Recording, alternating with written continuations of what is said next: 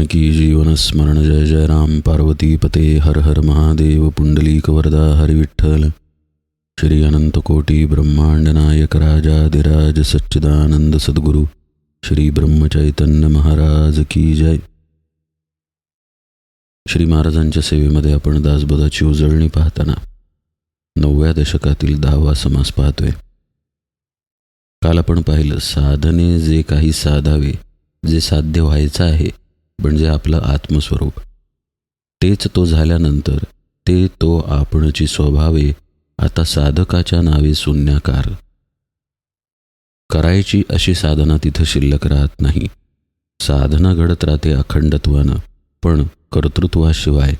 म्हणून साधक दशा तिथं संपून जाते असं समर्थ सांगतात. आपण जे होणार आहे मूलतः आपण तेच आहोत. आत्मा ही कुठं जाऊन होण्याची वस्तू नाही. आपण आत्माच आहोत आणि तेच सद्गुरूंनी आपल्याला सांगितलेलं आहे.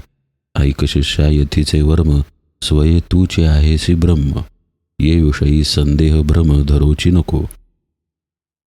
समर्थ उपमा देतात. कुल्लाळ पावला राजपदवी, आता रासभे कासेया राखावी. कुल्लाळ म्हणजे कुंभार. त्याला जर राज्यावरती बसवलं तर आता त्यानं गाढवं कशाला पाळायची. रासभ म्हणजे गाढव. आता रासभे कासया राखावी, कुशळपणाची उठाठेवी कासया पाहिजे. त्या कुंभाराला मग कुठलीही उठाठेव करावी लागत नाही. समर्थ म्हणतात, तैसा अवघा वृत्तीभाव, नाना साधनांचा उपाव, साध्य झालिया कैचा ठाव साधनांसी. असं पहा, आपण नामस्मरणाला बसलो किंवा ध्यानाला बसलो तरी वृत्ती धारण करून बसावं लागतं. नाम घेणं ही पण वृत्ती आहे, ध्यान ही सुद्धा वृत्तीच आहे. पण बसल्यानंतर मात्र साधक निर्वृत्तिक अवस्थेत जायचा अभ्यास करतो. वर्षानुवर्ष अभ्यास केल्यानंतर गुरुकृपेनं हे घडून येतं. त्याचा त्यालाच विसर पडतो आणि तो त्याच्या स्वरूपामध्ये विलीन होऊन जातो. समर्थ म्हणतायत, असं जेव्हा घडतं तेव्हा साधन कशाच्या आधारानं केलं जात होतं? वृत्तींच्या. तर वृत्तीच नाहीत म्हटल्यानंतर साधन राहील का? तर नाही. मग ती साधना संपून जाते. आता हे आपण नीट समजून घेऊया की साधना संपते म्हणजे तो महात्मा ध्यानाला किंवा नामस्मरणाला बसायचं थांबवत नाही. तिथे तो कर्तृत्वानं शिल्लक राहत नाही. हे या ओवीत समर्थांनी सुचवलंय. वृत्ती अहम मधूनच येत असते. ती लीन झाल्यानंतर तिथं शुद्ध मी शिल्लक राहतो. जोपर्यंत लीन झालेल्या नाहीत तोपर्यंत मी ध्यान करतो, मी नाम घेतो, ही जाणीव आहे, हा सूक्ष्म भाव आहे. आता ती वृत्ती लय पावली म्हणजे ध्येय ध्याता ध्यान एकरूप झाल्यानंतर ध्यान ही वृत्ती वेगळेपणानं तिथं आता नाही. त्यामुळे साधक काय झाला? या त्रिपुटीच्या लयामध्येच मुराला. त्या अर्थानं इथं साधन राहत नाही. साधकाचं सिद्धाचं साधन तसंच चालू असतं. श्री महाराज अखंड नामात आहेत याचा अर्थ काय? तर तो हाच. सगळा लय होऊन केवळ नाम शिल्लक आहे, अशी ही स्थिती आहे. समर्थ म्हणतात, या स्थितीमध्ये साधना वेगळेपणानं केली जातीये बुवा. कर्तृत्व भावानं मी करत आहे हा भाग तिथे राहत नाही. साधने काय साधावे, नेमे काय फळ घ्यावे, आपण वस्तू भरंगळावे कासेयासी. त्या स्थितीला डोळ्यांपुढे ठेवून समर्थ ही ओवी सांगतात की आपणच स्वतः सिद्ध असताना आपण भरंगळावं कशासाठी? आहोतच ना आत्मा. साधने काय साधावे, काय साध्य करणार मग आपण? मगाशीच आपण पाहिलं की वेगळेपणानं मिळवण्याची कोणतीही वस्तू परमार्थात नाही, ती व्यवहारात आहे. आपल्या घरामध्ये कोथिंबिरीची पेंडी नाही, आपण बाजारात गेलो पेंडी घेऊन आलो. तसं देवाचं नाही, आपल्या स्वरूपाचं नाही. भगवंत आहे तिथे आहे. त्यामुळं साधनाचे सायास तोपर्यंत आहे जोपर्यंत मीच विसर्जन नाही. एकदा ते विसर्जन झालं की मग प्रयोजन संपून जातं साधनेचं. समर्थ म्हणतात, उगीच भरंगळायचं कशासाठी? म्हणजे काहीतरी समज करून घेऊन चुकीच्या वाटेनं भगवंताला शोधायला जाऊ नये. म्हणजे काय? इथं सद्गुरूंचं महत्त्व लपलंच आहे ना.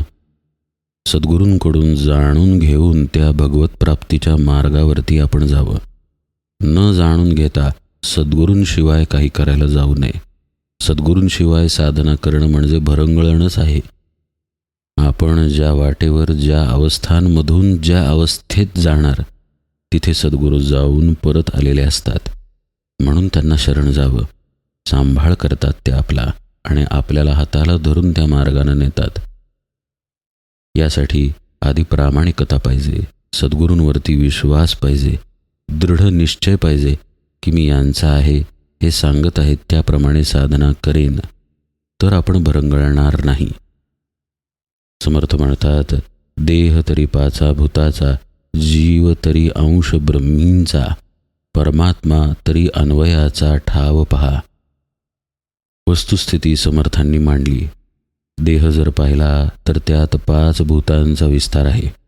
जीव जर पाहिला तर तो ब्रह्माचा अंश आहे.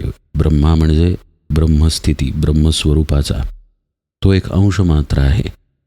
हा अंशसुद्धा ब्रह्मच आहे बरं का, पण त्याचं त्याला जेव्हा कळतं तेव्हाच तो ब्रह्म होतो आणि या ब्रह्मामध्येच ब्रह्म विलीन होतं. समर्थ मर्माची खूण सांगतात, परमात्मा तरी अनन्याचा ठाव पहा.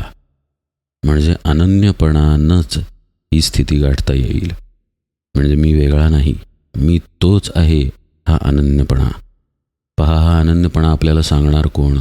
केवळ आणि केवळ सद्गुरू. तो सांगण्याचा अधिकार त्यांना, म्हणून त्यांच्याशी अनन्य. त्यांनी सांगितलं म्हणून त्यांच्या वचनाशी अनन्य. ते सांगितल्यानंतर आपण ते अनन्यतेनं केलं, साधनेशी अनन्य.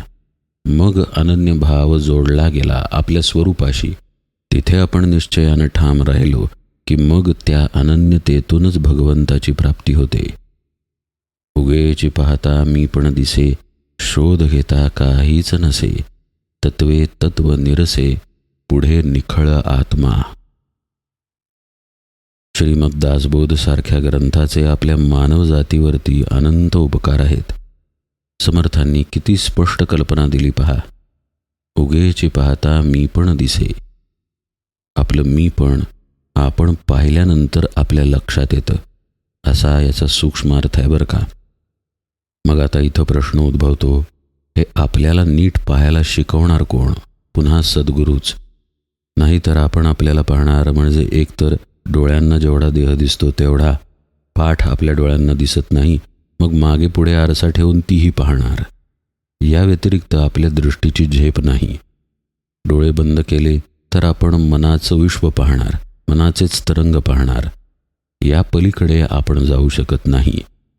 म्हणून सद्गुरू तिथं लागतात की ही सगळी इंद्रिय बंद करायची आणि त्याला पाहायचं. म्हणजेच काय तर आपण काही न करता फक्त थांबायचं. थांबल्यानंतर सगळी तत्व आपोआप बाजूला होतात आणि तळाशी शुद्ध आत्मस्वरूप आहेच. निखळ आत्मा समर्थांचा शब्द. समर्थ सांगतात की तत्वे तत्व निरसन होतं जेव्हा आपण आपल्याच आत मीपणा शोधायला जातो. जेव्हा शोध चालू होतो तेव्हा मग काय घडतं? आपण आहोत हे तर कुठे जात नाही, पण आपला देहाला चिकटलेला मी पण राहत नाही. मग तिथे ज्याला आजपर्यंत आपण मी म्हणत होतो तो नाहीच आहे हे साधकाच्या लक्षात येतं. उगेची पाहता मी पण दिसे, शोध घेता काहीच नसे. आता काहीच नसे हे साधकपणातलं लक्षण आहे बरं का. पण त्याच्या पुढे गेल्यानंतर जेव्हा तो निखळ आत्माच होऊन राहतो तेव्हा कळतं की तिथे तो एकच एक आत्मा भरून राहिलेला आहे. खरा एकांत, खरी एकमेवाद्वितीय स्थिती. समर्थ म्हणतात, आत्मा आहे आत्मपणे, जीव आहे जीवपणे, माया आहे मायापणे विस्तारली. जो तो तशा तशा प्रकारानं त्या त्या ठिकाणी आहे. जो जीवदशेमध्ये आहे त्याला मायेचा संग होणार. माया मग त्याच्यासाठी खरी, पण जो ती जीवदशा टाकून आत्मदशेमध्ये स्थिर झाला त्याच्यासाठी ती माया निश्चितच खोटी. त्याच्यासाठी खरं काय? आत्मपण, त्याची स्वरूप स्थिती. म्हणून समर्थ म्हणतात की स्वरूप हे आत्मपणानं आहे, तर जीव हा जीवपणानं राहिलेला आहे. आणि त्याचं जीवपण आहे म्हणून त्याच्या सापेक्ष मायेचा खोटा विस्तारही आहे. म्हणजे जो त्याच्यात आहे त्याच्यासाठी ते खरंच आहे. सुख असेल नाही तर दुःख असेल, तो मायेबाहेर नाही. पण जो आत्मस्थितीत आहे त्याच्यासाठी एक आत्माच सत्य आहे. ऐसे अवघेचे आहे आणि आपणही कोणी एका आहे, हे सकळ शोधून पाहे तोची ज्ञानी.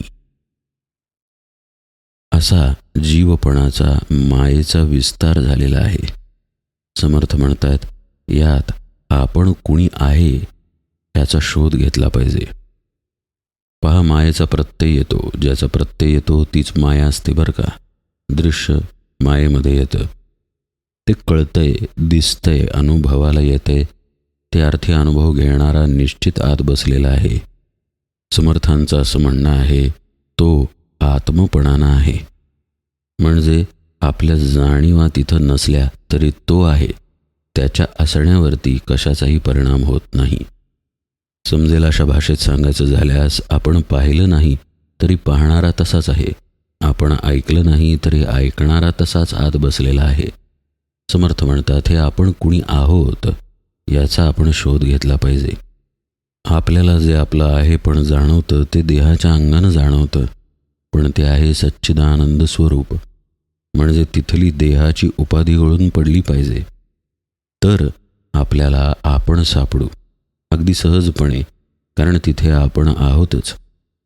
शोधू जाणे सकळासी, परी पाहून येणे आपणासी, ऐसा ज्ञानी एकदेशी वृत्तीरूपे. आपण शोध घेण्याचा प्रयत्न केला तर आपण वृत्तींचा आधार घेतो. मग असे आपण पाहिलं, कारण आपल्यापाशी तीच आयुधं आहेत, देह, मन, चित्त, बुद्धी वगैरे वगैरे. पण यातून तो आत्मा सापडत नसल्यामुळं आपला शोध अर्धवट राहतो. या वृत्तींचा त्याग न करता जर शोध घेतला तर समर्थ म्हणतात, तो ज्ञानी एकदेशी आहे. म्हणजे काय? अपूर्ण आहे. खरं ज्ञान तेव्हाच होईल जेव्हा या वृत्ती टाकल्या जातील. पण आपल्या सापेक्ष आपण जेव्हा शोधतो तेव्हा दुसरा संस्कार आपल्याला माहीत नाही. साधं आपलं पेन कुठे दिसेना झालं तर आपण आपल्या देहाचा आधार घेऊन शोधतो. आपल्या मनातील विचारही आपण शोधतो. पहा, एखादी वस्तू हरवली तर विचार करत बसतो, कुठे ठेवली असेल, कुठे गेली असेल. शोधच घेतोय आपण, अगदी डोळे मिटून, पण मनाचा वापर करून घेतोय. या व्यतिरिक्त शोधायचा मार्ग आपल्याला माहीत असत नाही. म्हणून आपण आपल्याला शोधणं हे सद्गुरूंकडून शिकावं लागतं. म्हणजे आपल्याला आपल्या वृत्ती बाजूला टाकता येतात. समर्थ पुढे म्हणतात, ते वृत्तीरूप जरी पाहिले तरी मग काहीच नाही राहिले, प्रकृती निरासे अवघेची गेले विकारवंत. समर्थांना सांगायचं आहे की ज्याला ज्ञान करून घ्यायचं आहे तो स्वतः ज्ञानरूपच आहे. आता वृत्ती या जीवपणामुळे आहेत आणि मग जीवपणाला प्रकृतीचा स्पर्श आहे. म्हणजे हा प्रकृतीचा पसारा कोणासाठी? जो मीपणानं आत्म्यापासून वेगळा आहे त्याच्यासाठी. समर्थ म्हणतात, हा मीपणा जर ज्ञानाच्या ठिकाणी पण राहिला की मला ज्ञान होत आहे, तर ते वृत्तीरूप ज्ञान ठरेल. ते काही खरं ज्ञान नाही. तरी मग काहीच नाही राहिले असं होईल. प्रकृतीचा निराश जेव्हा होईल तेव्हा मात्र खरं ज्ञान प्रगट होईल. जोपर्यंत तिथे कुठल्याही पातळीवरती आपण आहे तोपर्यंत प्रकृती राहणार आहे. त्याचा निराश व्हायचा असेल तर इथे एकच पर्याय शिल्लक राहतो, थांबून राहणं. सद्गुरूंनी सांगितल्याप्रमाणे आत्मस्थितीच्या अनुसंधानामध्ये. कारण स्वभावतः आत्मा पूर्ण आहे. अपूर्णता त्याच्या ठिकाणी थांबूच शकत नाही. जसं की लाट कितीही वर उसळली तरी शेवटी समुद्रातच येणार. तशा वृत्ती आत्म्यामध्ये विसर्जित होऊन जातात. मग पहा काय उरतं तिथं. समर्थांचे शब्द आहेत, उरले ते निखळ निर्गुण, विवंचिता तेची आपण, ऐसी हे परमार्थाची खूण अगाध आहे. तिथं मग निखळ निर्गुण शिल्लक राहतं, म्हणजेच आपलं शुद्ध आत्मस्वरूप शिल्लक राहतं. विवंचिता तेचे आपण, हेच तू आहेस, हेच तर सद्गुरूंनी सांगितलेलं असतं आपल्याला. आपल्याला विश्वास ठेवावा लागलेला असतो तेव्हा इथं मात्र ते प्रत्ययाला येतं. वेगळेपणानं नाही हं, एकत्वानंच प्रत्ययाला आलेली ही सद्गुरूंची खूण आहे. परमार्थ हा खरा इथे आहे असं समर्थ म्हणतात. अगाध असलेला हा परमार्थ आपलीच आपल्याशी भेट घडवून आणतो. इथं व्यवहारामधला नियम लागू नाही. इथं द्वैत नाही. फळ एक आपण एक ऐसा नाही हा विवेक. फळाचे फळ कोणी एक स्वयेची होईजे. वेगळे पण इथं नाही. फळ एक आणि आपण त्याला मिळवणारे. इथं एकूण एक एकच स्थिती आहे. आपणच तिथे आहोत. रंक होता राजा झाला, बरे पाहता प्रत्यय आला, रंकपणाचा गलबला रंकी करावा. समर्थ उदाहरण देऊन आपल्याला पटवून देत आहेत. समजा एक भिकारी आहे, तो राजा झाला. जेव्हा आजूबाजूला पाहिल्यानंतर त्याला पटलं की आपण खरंच राजा झालेलो आहोत, तर मग आता तो पुन्हा भिकारी व्हायला कशाला जाईल? भिकारी व्हायचा प्रयत्न त्यानं केला, धडपड केली, तर ते त्याला शोभणार नाही. त्याप्रमाणे आत्मज्ञानी महात्मा जो आहे तो वृत्तीमधून ज्ञान घेण्याची धडपड करत नाही. समर्थांचा शब्द पहा, रंकपणाचा गलबला रंकी करावा. रंक म्हणजे भिकारी. ही भिकारी असल्याची धडपड भिकाऱ्याला शोभून दिसते, आत्मज्ञानी महात्म्याला नाही. म्हणजेच तो कधीही वृत्तीवरती येत नाही, वृत्तीतून ज्ञान घेत नाही. ज्याच्यामुळं ज्ञान होतं, ज्याच्यामुळं अज्ञान होतं, त्याचंच ज्ञान त्याला झालेलं असतं. समर्थ पहा काय म्हणतायत. वेदशास्त्रे पुराणे नाना साधने निरूपणे, सिद्ध साधू ज्या कारणे नाना सयास करीती, ते ब्रह्मरूप आपणची आंगे. सगळी ही खटपट कशासाठी आहे? ते ब्रह्म समजून देण्यासाठी आहे. निरूपणा असतील, नाहीतर समजून घेण्यासाठी अनेक साधन प्रकार असतील, वेदशास्त्र असतील. ते ब्रह्मरूप आपणची आंगे हे जेव्हा कळतं, आत्मसाक्षात्कार जेव्हा घडतो, कसा सारासार विचार प्रसंगे, मग त्यावेळी काय होतं? समर्थ म्हणतात, करणे न करणे वावगे काहीच नाही. म्हणजे त्या महात्म्याचं कर्मबंधनच सुटून जातं. हे करावं का नाही, हे करणं योग्य की अयोग्य असा प्रश्न तिथं उरत नाही. त्याच्या वर्तनात अशुद्धता असणार नाही बरं का. वर्तन शुद्धच असेल, पण त्या ठिकाणचा मी गेलेला आहे. त्यामुळं ते कर्म फक्त घडत राहतं, त्याचा लेप लागत नाही. काही उदाहरणं देऊन समर्थ आपल्याला हे समजावतायत. रंक राजा आज्ञेसी भ्याले, तेची पुढे राजा झाले, मग ते भयेची उडाले रंकपणा सरीसे. आधी रंक होता, गरीब होता मनुष्य, मग त्याला राज आज्ञेची भीती होती. आता तो स्वतः जेव्हा राजा होतो तेव्हा ती भीती कशी राहणार? कारण त्याचं गरीबपण, रंकपणही राहिलं नाही. वेदे वेदाज्ञेने चालावे, सत्शास्त्रे शास्त्र अभ्यासावे, तीर्थे तीर्थास जावे कोण्या प्रकारे. काही गोष्टी शब्दात सांगताच येत नाहीत. तीर्थ तीर्थापाशी कसं जाणार? सत्शास्त्र शास्त्राचाच अभ्यास कसा करणार? किंवा वेदाज्ञेनं स्वतः वेदच कसे चालणार? तसं काहीच इथं होतं जे शब्दात मांडता येत नाही. अमृते सेवावे अमृत, अनंते पहावा अनंत, भगवंते लक्षावा भगवंत कोण्या प्रकारे. संत असंत त्यागावे, निर्गुणे निर्गुणापासी भंगावे, स्वरूपे स्वरूपी रंगावे कोण्या प्रकारे.